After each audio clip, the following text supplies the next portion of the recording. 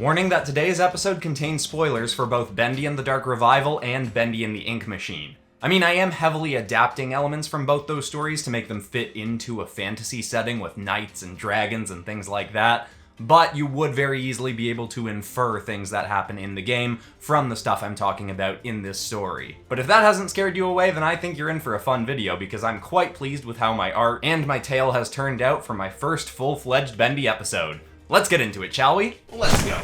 Hit like if you want, subscribe if you feel like, but either way, enjoy the show.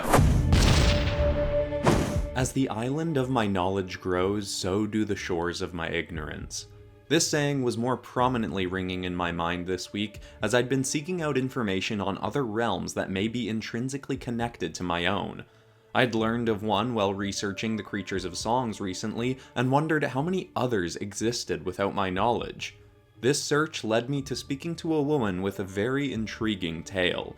Her name was Audrey, and she once believed herself to be a simple painter, working as one of many in the Gentic Kingdom. The royals of Gentic had always had an obsession with art, and as such had for centuries employed distinguished art curators to constantly adorn their castle walls and grounds with more and more revolving pieces. Audrey had been a painter for them for years, and had been told that her father once did the same sort of work, though she'd never actually met him nor knew much else about his life. Audrey was painting well into the night one eve, working on a piece that depicted one of the kingdom's iconic fictitious creatures, a friendly protector dragon called Bendigon. She was running low on black ink, which was an essential element in most of the pieces from her kingdom, as the glimmering black was the prominent shade used to create most of the castle's frequently painted creatures. She set into the dark halls of the castle to seek more, but as she came to the room where supplies were kept, she was faced with a groundskeeper. His name was Wilson, and he claimed to be cleaning the supply room, but had no tools with which to do so. He told her there was no more ink kept here, but that he could show her where to find more.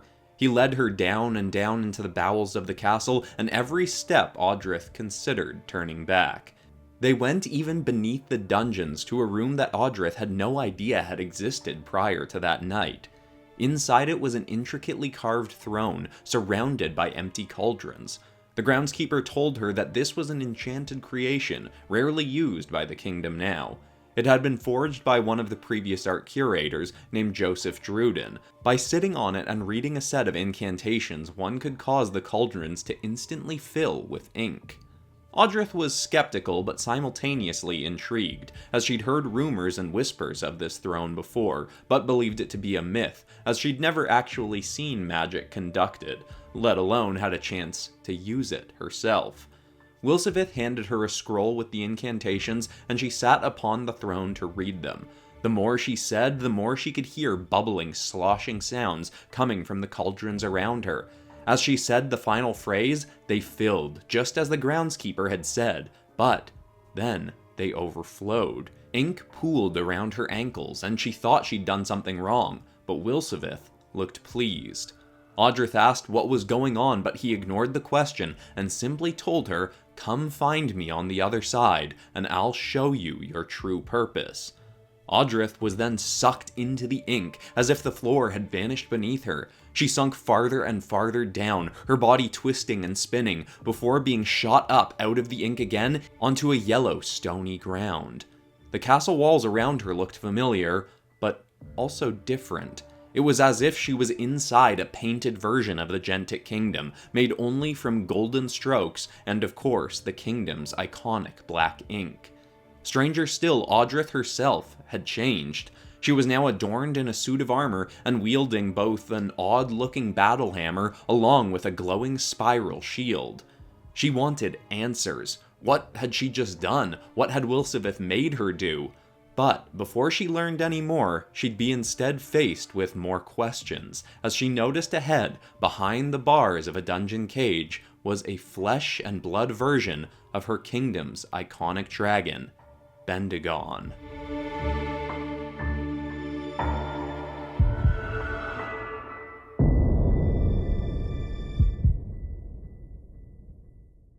Audrith cautiously approached the cage. Inside was indeed a living version of Bendigon, looking scared and anxious. He pushed farther into the corner as he saw Audrith come to the bars. As confused as she was, she wanted to reassure this timid-looking creature that she'd painted so many times before. She unlatched the cage and stepped inside herself, slowly moving towards the creature, claiming she wouldn't hurt it. As she spoke calmly to him, Bendigon eased from the walls and seemed to grin at her. She reached her hand out towards the creature to gently pet its head, but the second she touched it, her shield suddenly glowed bright and sparks of lightning shot from her palm into the dragon. It shrieked furiously. She tried to apologize that she hadn't meant to harm him, but it was too late. Bendigon's body started to leak ink that pooled around his limbs, making him grow bigger and bigger. Bone spikes stabbed out of his skin and his eyes coated over black. He still had a grin, but now it came through jagged teeth and looked anything but friendly. Audrith ran, closing the cage behind her, but soon hearing it smash open with lumbering claws stomping along the ground behind. The stomps got closer and closer until she turned down a hall with a closed gateway at the end. She knew she couldn't open it fast enough, but hoped maybe it was weak enough that she could just bash her shield through it. She knew it was a long shot, but she had no choice. She braced her shoulder, but the second she reached the gate, her body suddenly glowed yellow and she leapt forward, transporting herself straight through it. She stopped and looked at herself, stunned, before hearing the mutated Bendigon crash into the bars now behind her. She looked back at the beast in horror, but it was unable to get through the bars itself. It sneered at her angrily before turning and lumbering away. Audrith panted rapidly, both from exhaustion and fear. Not a feeling that would soon disappear. Audrith had been so distracted by the beast that she hadn't even realized she was not alone in this room. She heard the sloshing step behind her just in time to whip around and see an inky black being coming at her with a sword raised. She thrust her shield forward instinctively and slammed it right into the chest of the being, and once again golden sparks emerged, and the being burst into a puddle of ink. Unfortunately, there were more like it around her, coming forth with various weaponry ready to strike. Audrith pushed through her fear to smash some with her hammer and eviscerate others with her shield, but they still got closer and closer, and she couldn't keep her eyes on them all. She just barely caught a glimpse of an axe headed for her from behind, when a blade suddenly slashed the being's head from its shoulders. Audrith turned, hammer ready to swing, but this new figure that had just saved her assured her that she was an ally. Her name was Alysia, and she was finally able to give some answers about what this place truly was. She said this was a dark reflection of the real world. She also claimed it had been created by Joseph Druden, using the dark magic of the Ink Throne, concocted into being as a place to trap the souls of those he believed to have scorned him in life.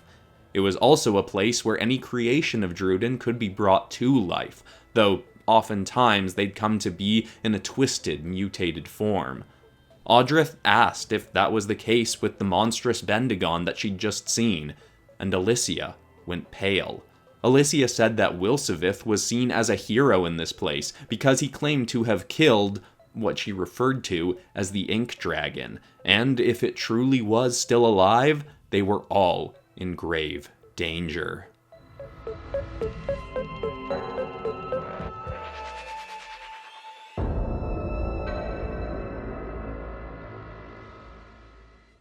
Audrith had so many more questions, but then heard a snarl and bark that sounded as if it had come from a massive wolf. That halted their conversation. Alysia said she was sorry, but she had to go, that her ally was not fond of new acquaintances. Audrith tried to stop her, but soon she was alone once more, but at least having an idea now.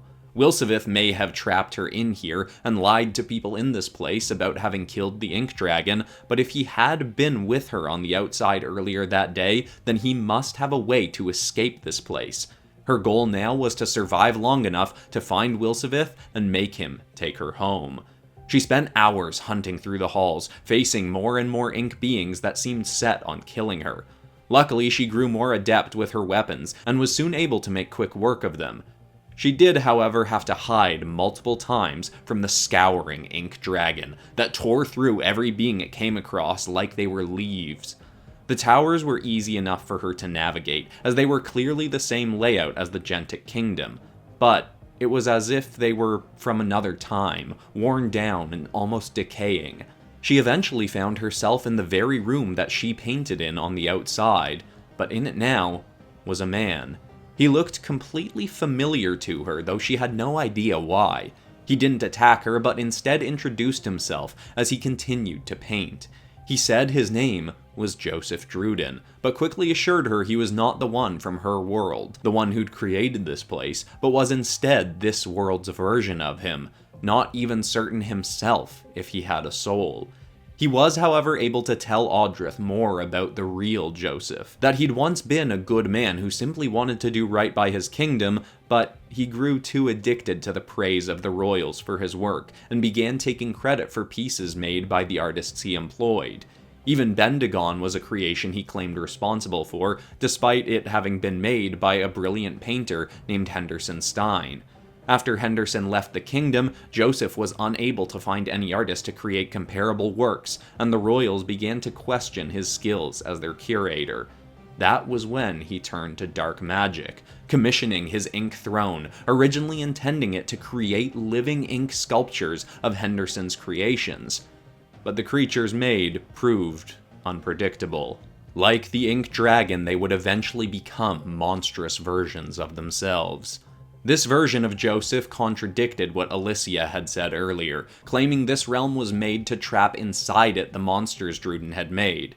But Audrey didn't know what to believe. She was more inclined not to believe this man, though, when he claimed that Audrey herself was one of Joseph's own creations, his first perfect being made from the magic of the Ink Throne. He claimed that was why she came into this world with unique abilities and the Banishing Shield, because prior to Joseph's death, he ensured that if she ever came here, she would have power over beings of this realm. But still, Audrey refused to believe it. She stormed out of the room only to hear a growling, demonic voice saying, "You're just as beautiful as I hoped you'd be." Audrey whipped around just in time to see an arrow shooting across the hall right toward her neck. She threw up her shield and blocked it, then saw a familiar figure approaching. She looked similar to Alysia, but this version of her had a melting face and ink pouring from one blackened eye. She fired the crossbow again, but Audrey raised to block her head once more, and the bolt shot straight through her thigh instead. She shrieked in pain and collapsed to the floor, trying to crawl away as the figure got closer. "I want to be beautiful again. Maybe your face will fit nicely over mine." The figure got close enough for Audrey to thrust her shield up at her from the ground, but the woman batted it aside and stomped a hooved foot onto Audrey's arm, pinning it down. She aimed the crossbow right for Audrey's neck.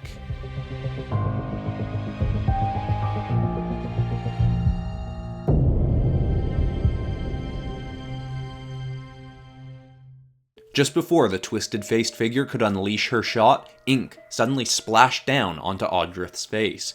A blade had been plunged right through Audrey's assailant from behind. The woman collapsed, revealing behind her the real Alysia, standing next to a sneering werewolf. Alysia helped pull free the bolt from Audrey's thigh and helped her up, but the wolf snapped its jaws at her. Alysia told it to stand down, but clearly couldn't hold it back for long. Alysia apologized for the attack Audrey had just faced, and claimed that the other version of her was a very long story.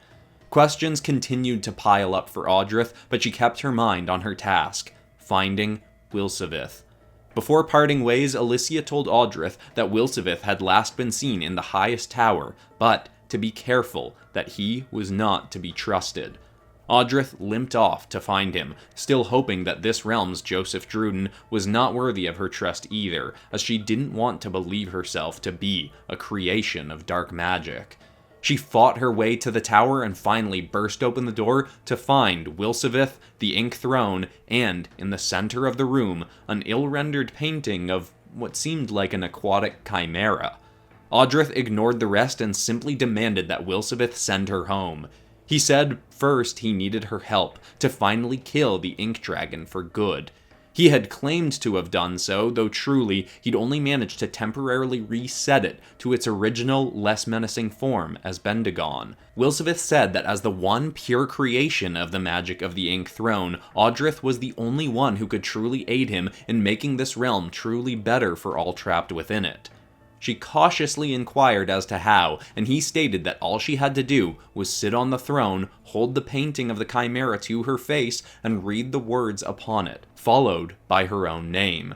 The creature this action would create could defeat the Ink Dragon for good. He promised thereafter to tell her how to go home, so she did as instructed. She sat on the throne, held the painting, reading the words, but had one eye looking past the painting, remembering Alysia's advice.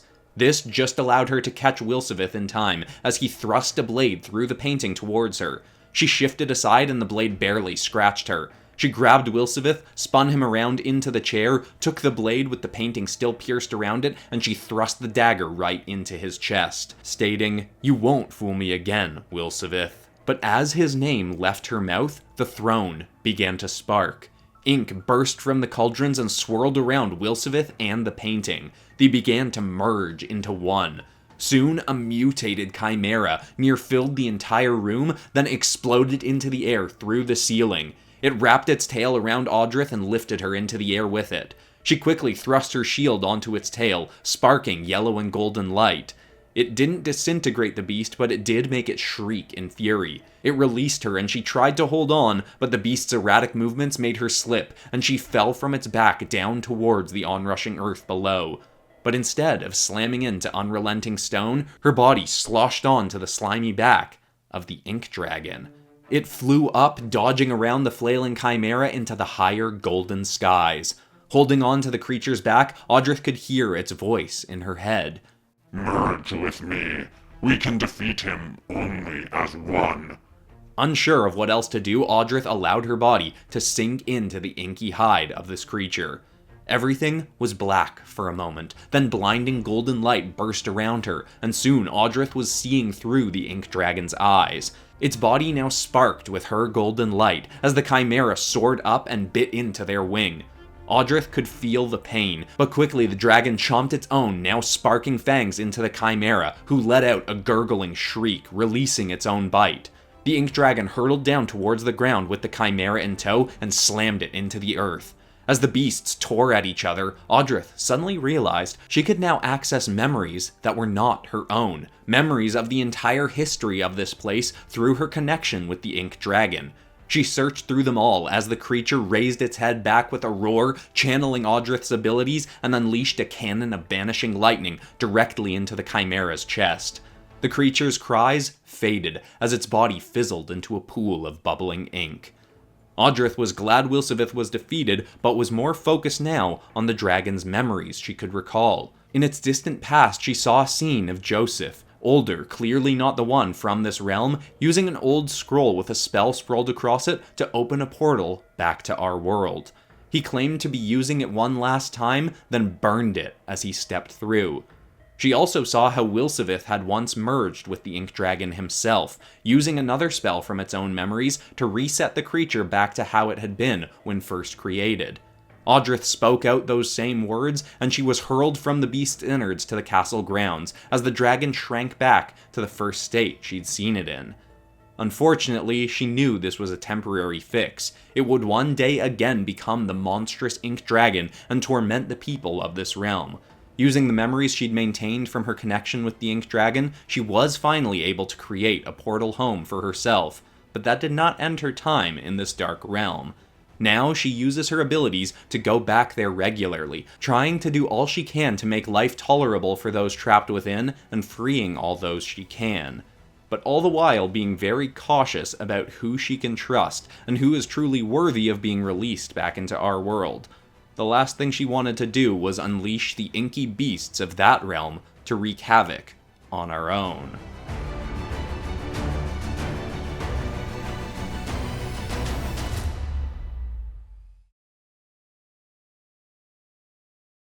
This was a really fun challenge, trying to work almost exclusively with just blue, black, and yellow for this. Also, I'll put the monster drawings up as posters on my Teespring store. They'll be linked in the description by the time you're watching this. If you're new to the channel and you want something else Bendy related on here, I have used the character once before in famous video game villains if they were superheroes. That is one of my better episodes, but tone-wise, if you want something more similar, I'd recommend checking out the second episode of my FNAF animatronics as dragons. Technically, I should be recommending that you start with the first episode in that series because it is a trilogy, but really the story kicks off in part 2. But besides that, that's all for today, except of course for ending this video on some kind of positive or inspiring note, and the thought I want to leave people with today is a quote I heard this week from a man named Rory Vaden, who says that if you have diluted focus, you'll get diluted results. And I'll use myself as an example for that. When I started this channel, there were tons of other things I wanted to try. Wanted to try writing another book. I wanted to try doing animated series and comic books and just tons of different things, but if I'd tried to do all of those things at once, instead of focusing on one main thing, then I probably wouldn't be where I am today. I'd have a little bit of an improvement in all of those categories. And now that I have an established audience, if I do decide I want to branch off into more things, there's already people that are interested in seeing what I do in those realms. I hope that's inspiring to someone out there. Thank you so much for watching, everybody. I love you all, and I'll see you all in the next episode on Monday. Goodbye.